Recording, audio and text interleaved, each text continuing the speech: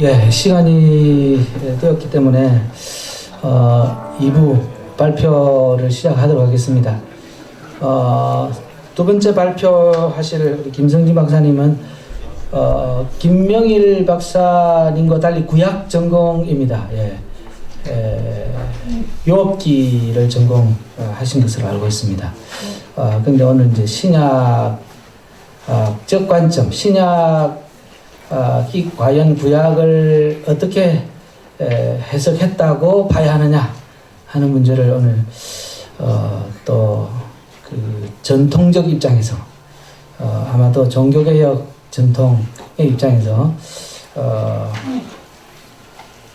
물론 종교개혁가들이 뭐 어떻게 해석했다 이런 부분들이야 다루지 않겠지만 한 사람의 그런 그 주장을 중심으로 아주 조목조목 반박하는 좋은 내용의 글인 것 같습니다. 김성진 박사님 나오실 때 박수로 환영해 주시기 바랍니다.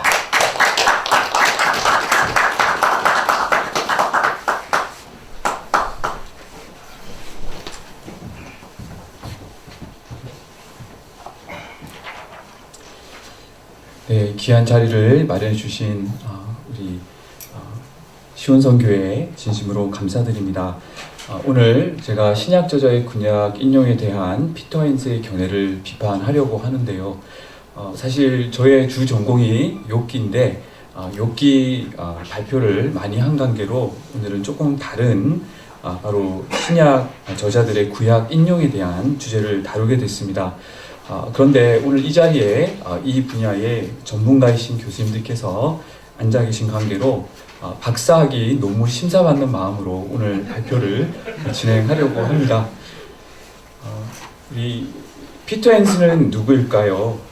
잘 아시다시피 웨스터민스트 신학교 구약학 교수로 재직하셨던 분입니다. 우리 교단하고 또 연관이 있고 신학적으로 우리가 믿는 바로 그 필라델피아의 웨스트민스터 신학교 구약학 교수였지요.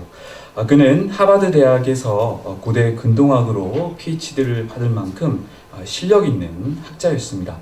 그래서 그럴까요? 그의 저서들이 전 세계적으로 많은 파급 효과를 미쳤는데요.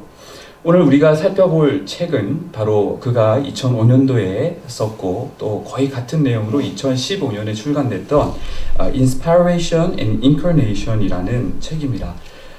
베이커스 출판사를 통해서 나와서 구약 학자들뿐만 아니라 일반 대중에게 널리 보급되어 교회에 지대한 영향을 미쳤던 그런 책이 되기도 하였는데요. 우리나라에서는 김구원 박사님이 2006년도에 이 책을 번역해서 한국에 소개되었고 또 한국의 많은 독자들에게 영향을 미친 책이기도 합니다. 문제는 이 책으로 인해서 많은 논란이 일어나게 됐고 결국 피터 헨스 교수가 웨스트민스터 신학교에서 교수직을 해임당하는 결정적인 계기가 된 책이기도 합니다. 사실 피터 헨스 교수 여러 논쟁거리 되는 책들을 썼지요. 예를 들면 The Evolution of Adam이라는 이 책을 통해서 피터 헨즈는 아담의 역사성을 부인합니다. 물론 이 부분에 대해서는 다루지 않겠습니다. 이미 이것에 대해서 반박하는 책이 나왔을 뿐만 아니라 2017년에 합동신학대학원 김진수 교수님과 아세아 연합신학대학교 장혜균 교수님이 이 피터 헨스가 아담의 역사성을 부정하는 것이 얼마나 잘못됐는지 잘 반박했기 때문입니다. 오늘 제가 다루려고 하는 주제는 바로 이 Inspiration and Incarnation, 한국어로는 성육신의 관점에서 본 성경 영감설의 책의 내용인데요. 특히 이 책에서 2장, 3장, 4장이 많은 논란을 불러일으키고 있습니다.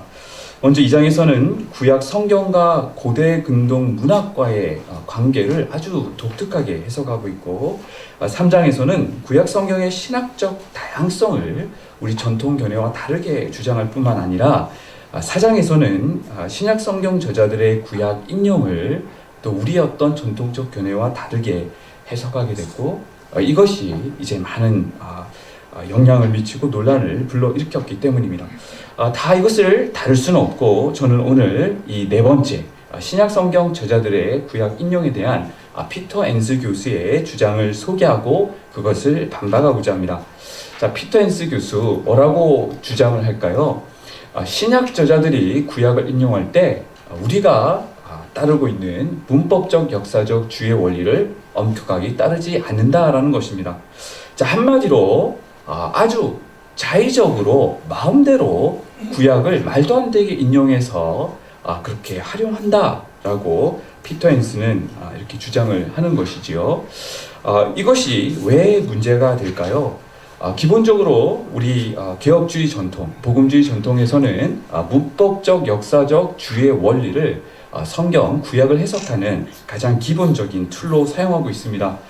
그것을 학자에 따라서 5단계로 보기도 하고 12단계로 보기도 하는데요. 우리 고려 신학대학원에서는 이것을 10단계로 나누어서 학생들에게 가르치기도 합니다. 예를 들면 이 고든 코넬, 미국 고든 코넬의 더글러스 토트 교수님의 구약 주석 방법론이 전 세계적으로 구약 서기의 교과서로 활용되고 있는데 이 책에서는 12단계의 방법을 통해 이 문법적 역사적 주의를 시도합니다. 먼저 원문을 자세히 연구한 뒤에 문법 분석을 한 뒤에 단어를 연구하고 장르 양식, 구조를 연구한 뒤에 역사적 배경과 문학적 분석과 성서적 문맥을 통해서 아주 엄밀한 주의 과정을 통해 그 원의미를 도출해내고 우리에게 적용하는 과정을 거친다는 것이죠. 고려신학대학원에서는 10단계를 가르치고 있는데요. 먼저 2단계에서는 본문의 역사적, 문학적 그리고 지리적 배경을 조사하고 3단계에서는 본문의 문맥을 살피고 4단계에서는 중요한 구문과 문법적 요소 그리고 문학적 특징을 조사한 뒤에 5단계에서는 중요한 단어들의 의미를 파악하고 6단계에서는 본문의 기회와 구성 양식과 구조를 조사하고 7단계에서는 성경 전체의 넓은 문맥을 살피는 바로 이러한 문법적 역사적 주의를 우리는 가르치고 따르고 있는 것입니다. 사실 이것이 또한 칼빈의 성경 해석이었다라고 할 수가 있겠습니다. 칼빈 탄생 500주년을 기념하면서 기동현 김성수 교수님도 이 칼빈이 결국 이 문법적 역사적 주의 를 중요시하였다라고 하면서 칼빈은 저자의 의도, 역사적 문화적 사항, 본문의 원래적인 의미 분석을 구약주의의 기본으로 보았다라고 발표하셨습니다. 또 여러 우리 교단의 교수님 그리고 특히 이 송영목 교수님께서 이 분야의 권위자이신데 쓰신 논문들에서 칼빈이 문법적 역사적 주의 원리를 충실했다라는 것을 보여주십니다. 자, 그런데 이 피터 엔스의 주장이 맞다면 사실은 어떤 우리의 이 문법적 역사적 주의 원리를 강조하는 것을 재고해 봐야 될지도 모르겠습니다. 왜냐하면 피터 엔스에 따르면 신약 저자들은 이러한 원리를 엄격히 따르지 않았기 때문이라는 것이죠. 사실 우리의 성경 해석의 원리가 결국 이 사도들의 구약에 대한 해석을 따라야 한다는 원칙을 따라야 한다면 결국 피터 엔스의 주장은 우리에게 어떤 큰 변화를 요구하는 주장임이 틀림이 없는 것 같습니다. 자, 그러면 이 피터 엔스는 이 주장을 어떻게 더 확장시켜 나갈까요? 그에 따르면 신약 저자들은 제2성전 시대, 다시 말해 이 예수님 당시에 어떤 이 유대교적인 배경 속에 있었던 사람들로서 당시 유대인의 해석학, 예를 들면 미드라시 접근 또는 페셔 접근을 채택하여 본래의 문맥이나 의도를 고려하지 않은 채 구약 본문을 인용했다라고 주장합니다. 심지어 인용하는 본문에 자신의 관점을 확고히 하는 방향으로 단어를 추가하거나 재별했다. 그래서 우리가 생각하는 이 문법적 역사적 주의와는 사뭇 다른 아주 자의적인 그런 해석 방식이었다라고 주장을 합니다. 여기 미드라식 접근법이 무엇일까요? 예를 들면 우리 창세기 3장 15절 원시 복음인데요. 자, 이것을 이 탈굼에서는 아주 길게 미드라식적으로 풀어 쓰고 있는데 이런 것이 미드라시 해석의 한 예라고 할 수가 있겠고, 페셔 해석법은 이 쿰란 공동체에서 채택한 방식으로 자기 공동체에 적용시켜서 본문을 해석하고 그리고 어떤 예언들을 아주 종말론적으로 해석하려는 그런 경향의 자의적 해석법이다라고 할 수가 있는데, 피터 엔스는 신약 저자들도 바로 이런 방식을 따랐다라고 주장을 하고 있습니다. 자, 그러면 이 피터 죄송합니다. 이게 가로 빨리빨리 넘어가서 이렇게 어려움을 드려서 죄송합니다. 피터 헨슨은 자신의 주장을 증명하기 위해서 신약 저자들이 당시의 유대인의 해석학을 따라 구약 본문을 사용한 것으로 보이는 5개의 예를 제시하는데요. 마태복음 2장 15절이 호세아를 인용하고 고린도서가 이사야, 갈라디아서가 이 아브라함의 시를 이렇게 인용하는 부분, 그리고 로마서가 이사야, 그리고 히브리서가 시편을 인용하는 이 5가지 예를 통해서 결국 이 신약 저자들은 이런 미드라식적인 구약 해석관을 따랐다라고 주장을 하는 것입니다. 자, 그러면 이 시간 제가 피터 헨슨의 주장을 비판적으로 고찰을 해보겠습니다. 한 3가지 정도로 진행하려고 하는데요. 여러분 참고로 그 핸드아웃, 이 PPT 핸드아웃이 뒤에 첨부되어 있기 때문에 잘 보시면 따라오시는데 도움을 얻으실 수 있을 것 같습니다.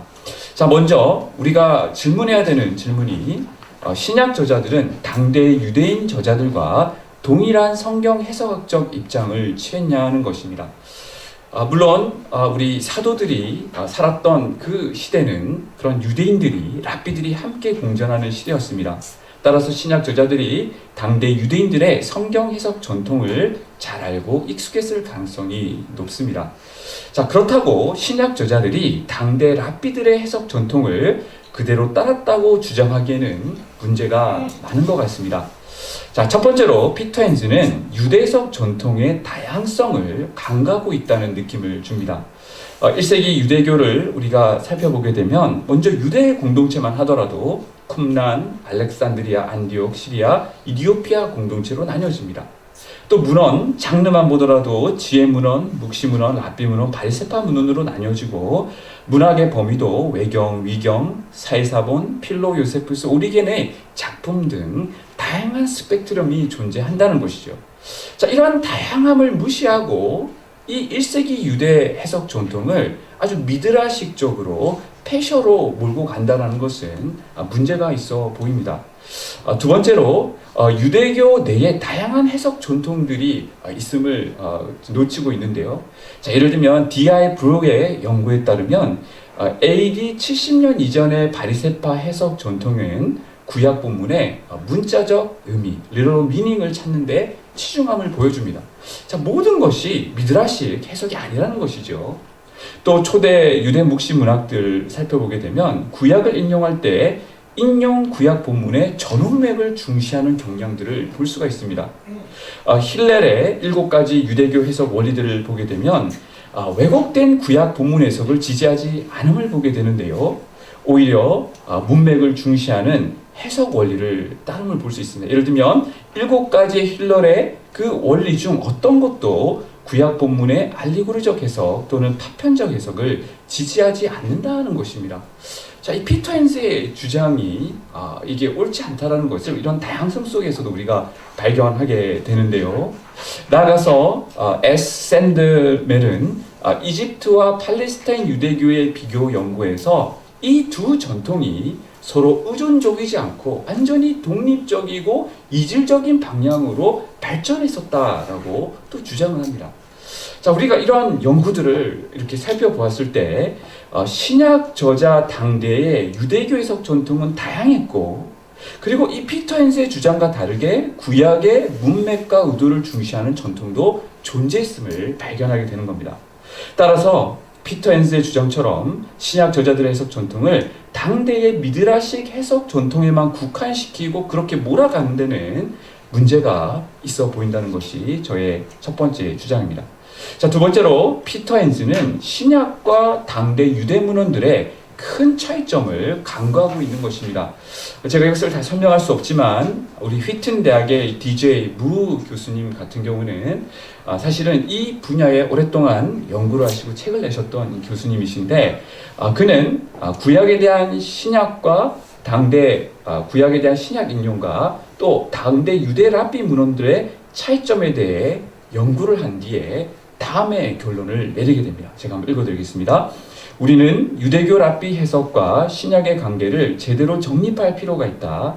랍비 문헌들은 과장되고 주관적인 해석을 따른다.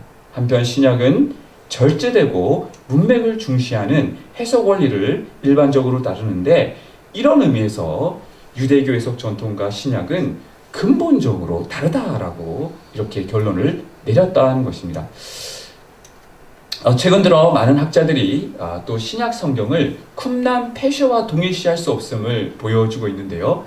자, 쿰란 페셔 문학은 자의적 해석 원리가 자주 사용되지요. 알레고리, 알레고리, 본문을 변경하는 거, 하가다 방식 등인데요. 신약에서는 이런 해석적 접근이 거의 발견되지 않는다는 것입니다.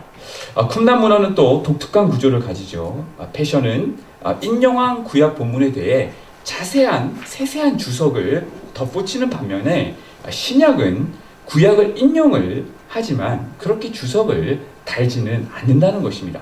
굉장히 간결하다는 것이죠. 나아가서 쿰란 문헌은 독특함을 가집니다. 예를 들면 종말론적으로 해석하려는 경향, 그리고 당대에 한정시켜서 적용하려는 경향이 있지만, 신약은 그렇게 한쪽으로 치우친 해석을 추구하지 않습니다. 또한 쿰란 문헌은 구약 본문의 숨은 의미를 해독하는 데 치중하는 반면에, 신약이 구약을 인용할 때는 증거 구절로 제시하는 경우가 많다는 것이죠. 자, 이런 부분에서 피터 헨즈의 주장처럼 신약 저자들의 구약 인용을 단순히 페셔로 치부하기에는 한계가 있는 것 같습니다. 자, 세 번째로 피터 헨즈는 유대 랍비들과 신약 저자들의 기본 전제가 다름을 고려하지 못하고 있습니다. 신약과 유대 랍비 문헌이 모두 구약을 인용하는 것은 사실이지만, 사실상 이 둘의 전제가 다름을 다음의 문헌들이 잘 보여주고 있습니다. 몇 가지만 소개를 드리면, 예를 들어 우리 D.A. 칼슨 교수님은 사도 바울이 구약을 이해하는 방식과 예수님을 믿지 않는 유대인들이 구약을 이해하는 방식에는 분명한 차이가 있다라고 주장합니다.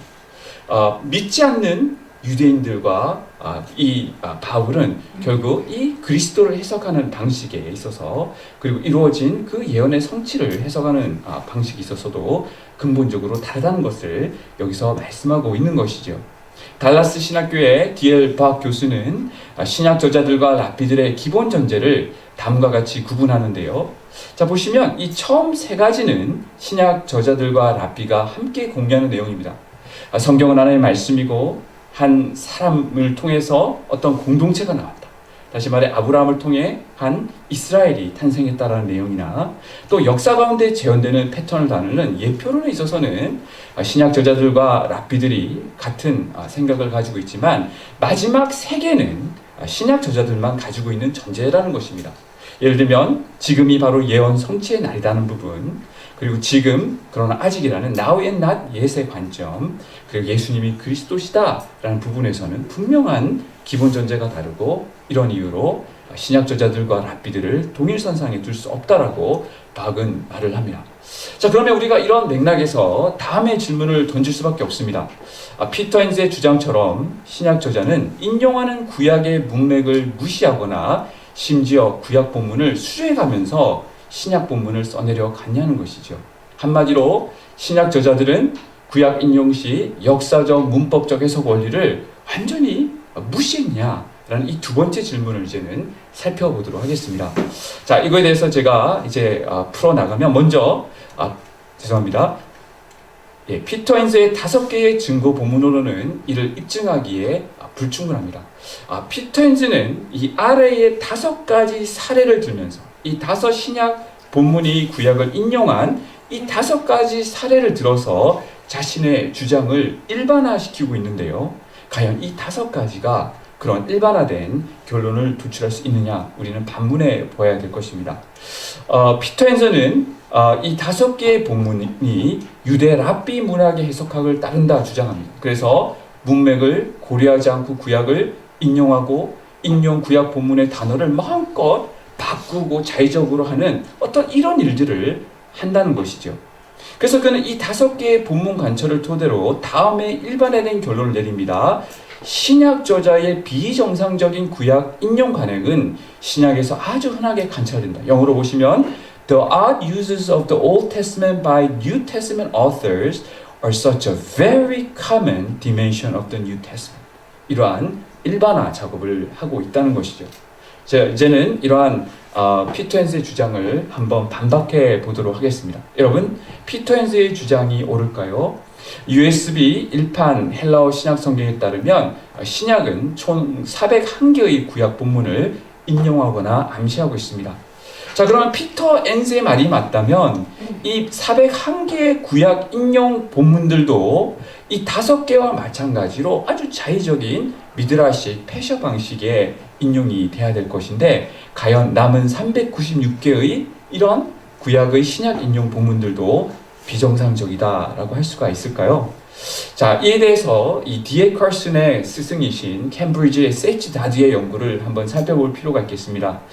그는 그의 책 According to the Scripture에서 신약 저자가 구약을 인용할 때 보통 구약의 큰 문맥을 고려함을 입증하려고 노력했는데요. 특히 그의 내용 책을 보시면 신약의 구약 인용이 특정 구약 본문에 집중되는 경향이 있다라고 말합니다. 예를 들면 많은 신약 저자들이 이사야서의 고난받는 종의 텍스트인 이사야 52장과 53장을 집중적으로 인용한다는 것인데요. 자, 예를 들면 이 이사야서가 특히 이 고난받는 종의 텍스트가 신약에서 직접 인용되는 사례가 다음과 같고, 그리고 암시되는 경우는 또 다음과 같습니다. 자, 이렇게 고난받는 종의 텍스트가 아주 많이 인용되고 있지요. 자, 그렇다면 이러한 어떤 패턴 속에서 우리는 무엇을 발견할 수 있을까요? 다드는 신약 저자의 다음의 구약 인용 패턴을 발견하게 됩니다. 자, 먼저 그가 이 여러 인용 패턴을 볼 때에 이 신약 저자들이 구약 본문 전체를 광범위하게 인용하지 않는다는 것입니다. 보통 한 문장 또는 한 구절 정도로 전체를 대신한다는 것이죠. 예를 들면 우리 이 아론이 금송아지를 만들었던 그 사건, 굉장히 많은 내용들이 출애굽기에 등장하지 않습니까? 그런데 고린도 전서에서 바울이 그것을 인용할 때는 그 금송아지 사건 전체를 인용하는 것이 아니라 오직 이 부분, 기록된 바 백성이 앉아서 먹고 마시며 일어나서 뛰논다함과 같으니라. 바로 이 짧은 구절을 통해서 그 금송아지 사건 전체를 암시하고 있다는 것입니다.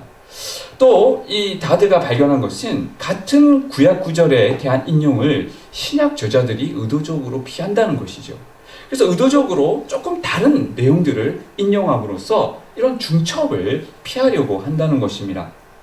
자, 결국 이 구약의 한 문장 또는 한 구절만 인용하는데, 이것이 이 파편화된 작은 단서가 지금 인용하고 있는 그 더 큰 구약 문맥 전체를 지칭하는 그런 단서로서 작동한다는 것입니다.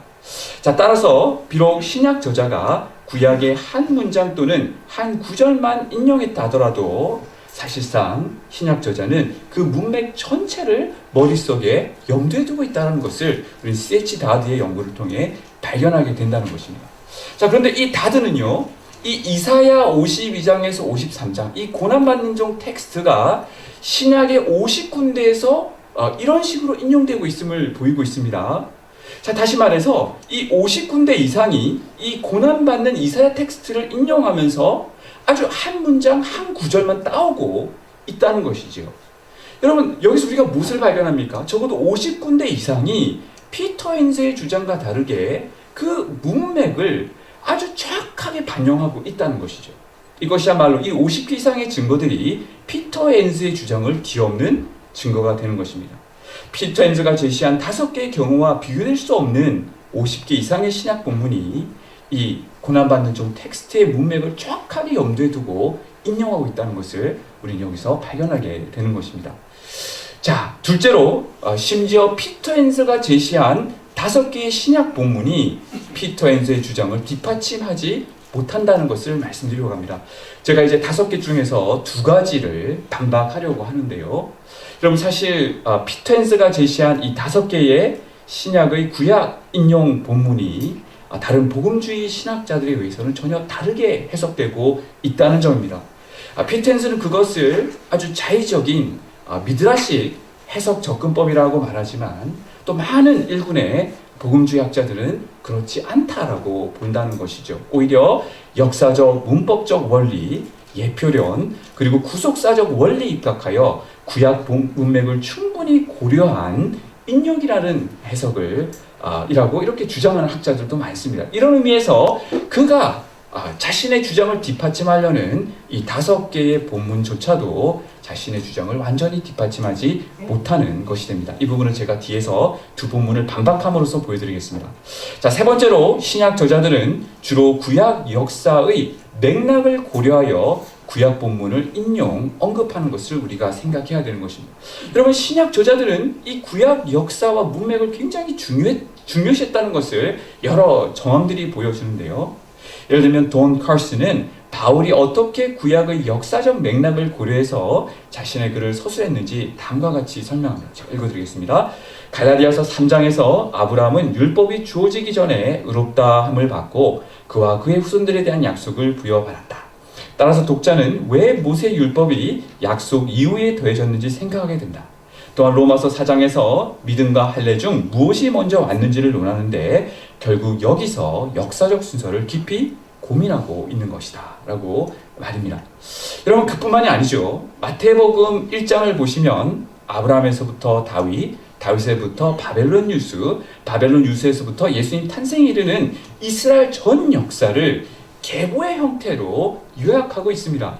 마태복음은 이 구약의 역사적 흐름과 전개를 정확히 고려하고 있다는 것을 여기서 보게 된다는 것이죠. 사도행전 7장에서 스데반 집사가 순교하기 직전에 했던 그 설교 내용에서도 그가 아브라함에서부터 시작해서 솔로몬까지 이르는 정확한 역사적 흐름을 따르고 있음을 보여주고 있습니다. 스가랴 9장 14장은 오실 예수님의 사역 모습을 묘사하고 있는데 여기서도 이제 이 신약 저자들은 그 스가랴의 예언이 성취된 것을 어떤 역사적 정황의 증거 본문으로서 정확하게 인용하고 있는 것을 보게 되죠. 예를 들면 예수님이 나귀를 타고 예루살렘에 입성하신 사건, 예수님의 피 흘리심이 언약을 다시 세우는 사건, 또 메시아가 배신당해 은 30개 받으신 사건, 그런데 그 은 30개가 토기장이의 뜰에 돌아온다는 사건, 이 모든 스가랴 본문이 신약 저자들에 의해서 예언 성취의 증거 본문으로서 그대로 인용되고 있는 것입니다. 자, 우리 여기 있는 내용들은 다 읽어드리지 않겠지만 이 스가랴서의 예언이 어떻게 성취되었는지를 역사적 증거로서 신약 저자들은 인용하고 있는 것입니다. 자, 따라서 우리가 결론을 내리면 이 증거들이야말로 신약 저자들이 구약 인용 시 역사적 맥락을 정확히 이해했음을 반영하는 증거다라고 할 수가 있겠습니다. 자, 그러면 저의 두 가지 질문에 대한 답을 한번 다시 정리해보면, 신약 저자들은 당대의 유대인 저자들과 동일한 성경 해석적 입장을 취했는가? 저는 그것이 아님을 세 가지로 입증을 했습니다. 자, 두 번째로 신약 저자들은 구약 인용 시 역사적 문법적 해석 원리를 간과했는가라는 어떤 이 주장에 아니오라라고 이 세 가지 주장을 통해서 입증을 했습니다. 자, 그러면 이제 우리가 구체적으로 피터 헨스가 주장했던 이 5가지 본문을 살펴볼 차례인데요. 우리 시간 관계상 첫 번째와 네 번째, 먼저 마태복음 2장 15절의 호세아 11장 인용, 그리고 로마서 11장의 이사야 59장 인용, 이 두 본문을 제가 다루면서 피터 헨스의 주장이 얼마나 빈약한지를 제가 보여드리도록 하겠습니다. 먼저 이 마태복음의 호세아 인용은 우리 김창원 박사님이 이전에 한번 발표하신 바가 있기 때문에 여러분들이 잘 알고 계실 거라고 생각이 됩니다. 마태복음 2장의 호세아 11장 인용에 대해서 심지어 이 복음주의 학자들 내에서도 해석이 나눠집니다. 이것을 역사적 성취로 해석하는 월터 카이서와 셀 하이머 교수가 있는 반면에 예표론적으로 해석하는 저희 지도 교수님인 게럴 교수님과 칼슨과 빌과 해머턴 교수님이 있고, 마지막으로 미드라식적으로 해석하려는 앤스를 비롯한 맥카티 이런 학자들이 있는데, 저는 이 예표론적으로 이것을 우리가 어떻게 이해할 수 있는지, 이것이 미드라식 해석으로 갈 이유가 없다는 것을 한번 입증해 보이겠습니다. 자, 뭐가 문제일까요, 여러분들? 자, 마태복음 2장에 보시면 예수님께서 헤롯에 의해서 생명이 위태로우신 상황이 전개되는데, 이제 주의 사자가 요셉에게 헌몽하여 이 예수님을 데리고 애굽으로 가라고 말씀을 하시지요. 자, 이 내용 성취를 두고 이 마태복음 2장 15절은 다음과 같이 말합니다. 이는 주께서 선지자를 통하여 말씀하신 바 애굽으로부터 내 아들을 불렀다함을 이루려 하심이니라. 자, 이 본문은 바로 호세아 11장 1절을 그대로 인용하고 있는 내용입니다. 자, 이 내용을 보시면 이스라엘이 어렸을 때에 내가 사랑하여 내 아들을 애굽에서 불러냈다라는 본문인데요. 이것이 바로 마태복음 2장 15절에서 인용되고 있다는 것이죠. 여러분, 그런데 뭐가 문제입니까? 자, 호세아 11장 1절의 본문은 바로 그 애굽에서 출애굽했던 바로 그것에 대한 내용입니다. 자, 출애굽했던 내용에 대한 내용이 어떻게 예수님께서 애굽으로 피난 가셨다는 내용에 접목될 수 있겠느냐, 이 문제를 가지고 많은 학자들이 논의를 하게 됐던 것이죠. 자, 우리가 이것을 예표론적으로 보게 되면 이 어려움이 잘 해결된다라고 볼 수 있는데요. 예를 들면 D.C. 앨리스는 그의 책 The New Moses에서 이 마태복음이 이 모세 오경을 예표론적으로 그대로 받고 있다라고 말합니다.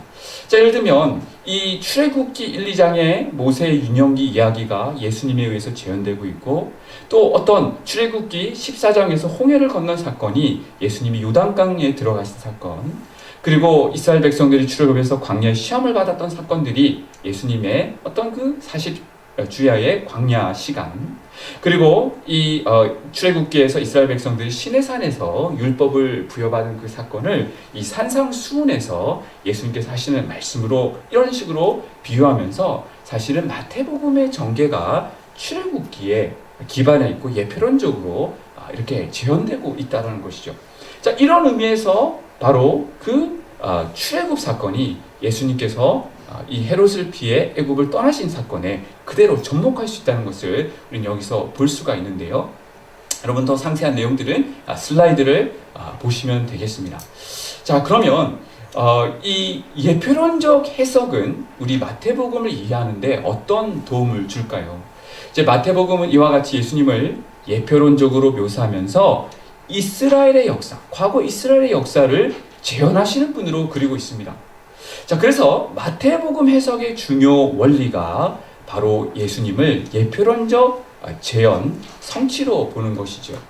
자, 그러면 이런 의미에서 마태복음 2장 5절도 호세아 11장 1절의 출애굽 본문을 이 예표론적으로 가져왔던 것이고, 이런 의미에서 마태는 지금 어떤 그 호세아서와 구약 전체의 큰 문맥과 신학적 흐름을 꿰뚫으면서 이 내용을 인용하고 있는 것입니다. 피터 헨스의 주장과 다르게 어떤 미드라식적으로 아무렇지 않게 차이적으로 해석하고 있지는 않다라는 것이죠.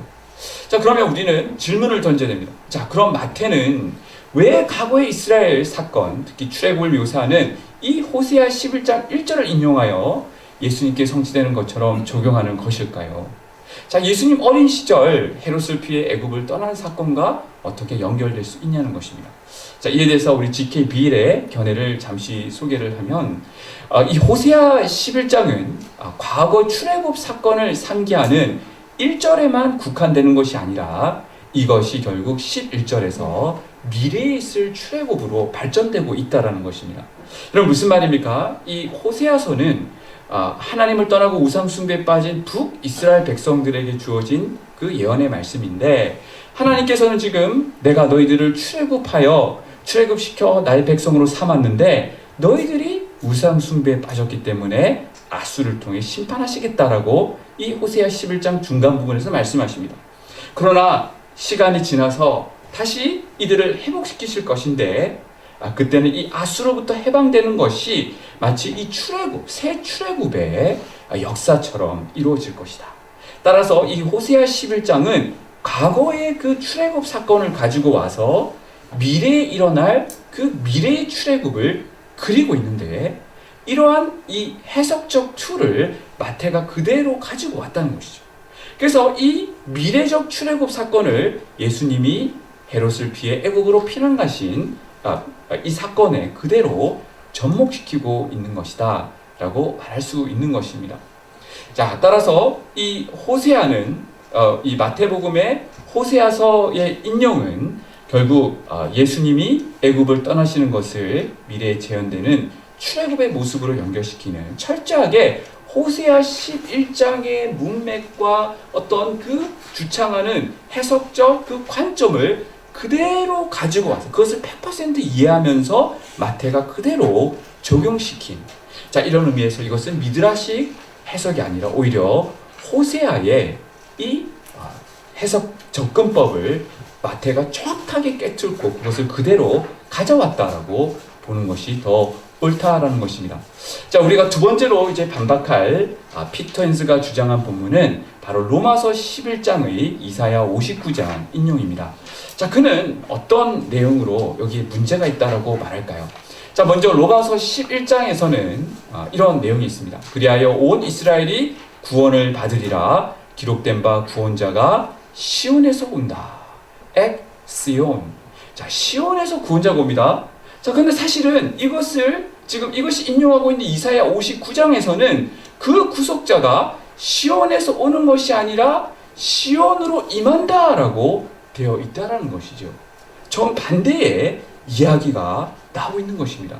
자, 이것을 두고 피터 헨스는 봐라, 바울이 또 자의적으로 이 이사야 본문을 막 왜곡시켜서 로마에서 막 이 자의적인 해석을 하는 것이 아니냐 라고 하면서 이 신약 저자들의 구약 인용을 자의적이다라고 공격을 하는 것입니다. 자, 그러면 이 피터 헨스의 주장이 과연 옳을까요? 자, 우리가 이것을 살피기 전에 C. 스탠리의 연구를 살펴볼 필요가 있습니다. 자, C. 스탠리는 바울의 구약 인용 기법을 소개하면서 1세기에 바울은 1세기 유대교 그레코 로마의 수상 및 인용 관행에 아주 충실하다라고 주장을 하는데요. 여러분, 이 말이 뭘까요? 자, 사도 바울은 구약을 인용할 때에 때로는 그것을 원문 그대로 가져올 때도 있지만 때로는 필요시에 다른 구절들을 혼합하는 경향도 있다는 것입니다. 자, 그럼 왜 그렇게 혼합시키는 것일까요? 어떤 자의적인 해석보다는 그렇게 하는 이유는 후대들의 독자들이 원 텍스트의 의미를 더 잘 이해할 수 있도록 돕기 위해서 의도적으로 이런 절차를 가진다는 것입니다. 여러분, 사실 그러한데요. 이제 제가 여러분들에게 보여드리려고 하는 것이 이 로마서 11장에 등장하는 이 피터 헨스가 문제 삼은 이 본문은 사실은 이사야 59장을 자의적으로 바꾼 것이 아니라 바울이 여러 이사야 본문과 다른 성경 구절들을 종합적으로 가져와서 압축 요약하고 있는 바로 그런 모습이라는 것을 제가 보여드리도록 하겠습니다. 자, 먼저 우리가 이 로마서 11장의 이사야 59장에 대한 틀린 접근을 살펴보자면, 먼저 틀린 접근으로 첫 번째, 바울이 이 헤네켄 시온을 엑시온으로 자의적으로 수정했다는 어떤 피터 헨스의 주장과 같은 경우인데요. 이것을 우리가 좀 받아들일 수가 없고요. 비 셀러라는 학자는 이 번역상의 오류로 주장한다는 거죠. 히브리어의 이사야 본문이 리시온인데요. 이것에 기인하여 LXX의 원본이 에이시온이었고 이것이 엑시온으로 잘못 번역되었다고 주장하는 거죠. 왜냐하면 대문자 에이스가 에크로 잘못 읽히는 경우가 있기 때문이라는 것이죠. 물론 우리가 뭐 이런 가능성도 있지만 사실 이 두 접근법은 전체를 잘 대변하지 못하는 접근법인 것 같습니다.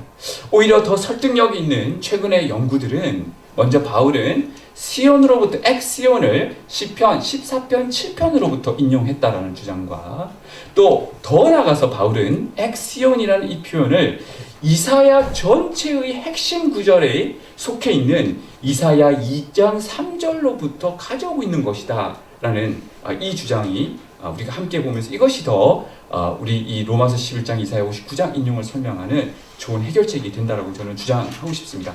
특히 이 시간에 크리스토퍼 브루노의 이 로마서 11장 이사야 59장 인용을 살펴볼 텐데요. 자, C.R. 브루노의 주장의 연구에 따르면요. 자, 먼저 여기에 구원자가 시온에서 왔다라는 이 엑시온은요, 사실은 이 59장만 인용하는 것이 아니라 바울이 이사야 2장 3절, 어떻게 보면 이사야의 핵심 구절인 2장 3절을 인용하고 있는 것이고, 다음으로 야곱에게 경건하지 않은 것을 돌이키시겠다고 한 이 본문은 이사야 59장 20절, 그리고 내가 그들의 죄를 없이 할 때라는 본문은 이사야 27장 9절, 그리고 그들에게 이루어질 내 언약이 이것이란과 같으니라는 표현은 이사야 59장을 인용하고 있다라고 그는 분석합니다. 한마디로 지금 바울은요, 로마서 11장 26절, 27절 안에 이사야 전체를 요약하고 압축시키고 있다는 것이죠. 여러분 이것이 어떻게 가능할까요? 제가 서든 베프티스트에 있을 때 저의 히브리어를 가르쳐 주셨던 러셀 플러 교수님이 계셨습니다. 그분은 히브리어 유니언에서 유대교 학자인 제르마야 아래서 이 히브리어를 전공하셨는데요. 이 제르마야 이 학자는요, 유대교 학자로서 10살 때 구약 전체를 암송했다고 합니다. 그리고 뿐만 아니라 이렇게 자음만 있으면 모든 모음과 액센트를 다 재생해내는 살아있는 마소라 학자였다는 것이죠. 그분 아래서 저 히브리어를 가르쳤던 러셀 플러 교수님이 훈련을 받으셨는데 어떻게 훈련을 받았느냐? 그 지도 교수님이 히브리어 자음만 다 이렇게 책상에 놓게 하고 교수님 앞에서 모음과 액센트를 바로 이렇게 만들어내어서 그것을 낭독하게 하고, 그럼 그 교수님 머릿속에 그것이 다 암기되어 있기 때문에 이제 메차리 하나를 들고 걸어가시다가 그래 맞아 다 모음과 액센트가 맞아 하다가 틀리면 딱딱딱딱 때리면서 틀렸다라고 지적해 주시는 그런 훈련을 받아서 그랬을까요? 우리 러셀 플러 교수님이 저에게 히브리어를 가르쳐 주실 때 재미로 자 김성진 학생 여기다가 히브리어 자음만 한번 띄워보라고. 그럼 제가 파워포인트 띄우면 교수님이 저희 학생들 앞에서 모음과 액센트를 다 재생산해 내셨습니다. 그리고 VHS 본문과 비교하면 딱 일치하는 진짜 이 살아있는 마소라 학자들의 훈련을 받은 것 같은데요. 러셀 플러 교수님의 관점에 따르면 사도 바울도 구약 전체를 암기하고 있었다는 것이죠.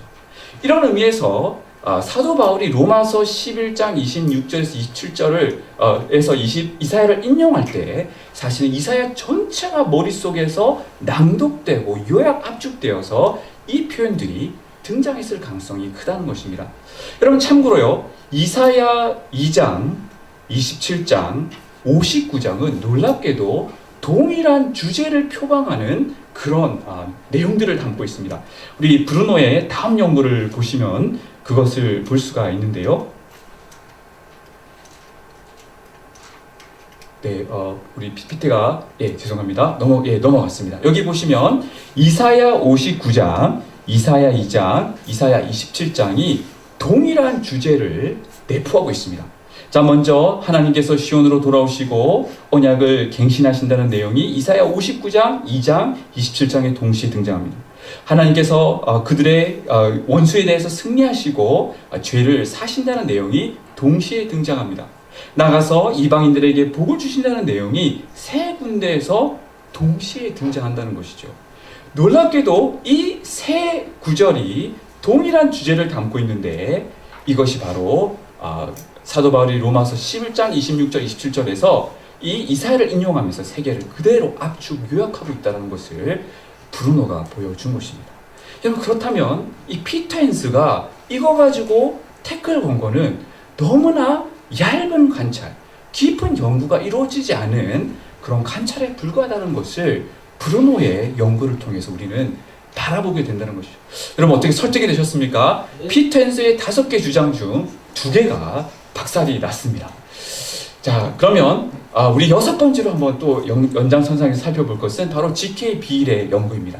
자, 그에 따르면 바울이 구약을 로마서 9장에서 11장에서 인용할 때 포로기 및 회복에 대한 예언 텍스트들을 집중적으로 인용했다라는 것이죠.